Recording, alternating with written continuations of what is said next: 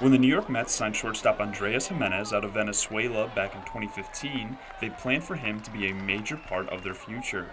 The question is, when will he be ready for the show? He's done great. I really like what I see out of him. And, you watch him, he's 20 years old, and he's playing already at the AA level. Premium defender. He has terrific skills at the shortstop position. The bat's coming along nicely. He's a guy that can take chances and steal bases.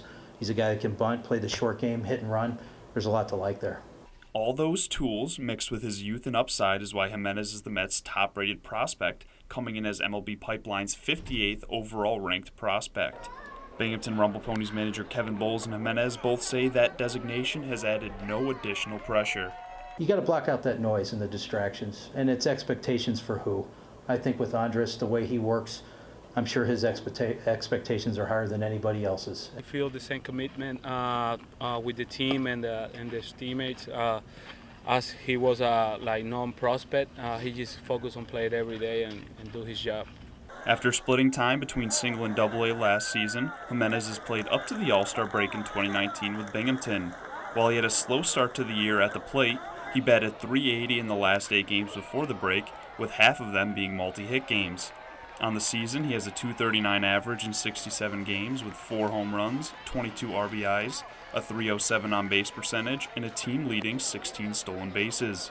While all of the talent is there, Gimenez still has some things to fine-tune before he's ready to play in Queens. Offensively, we've seen it go up and down a little bit. We've seen him expand his strike zone. I think when he works the best, it's when he approaches to left center, and he's starting to trust that approach.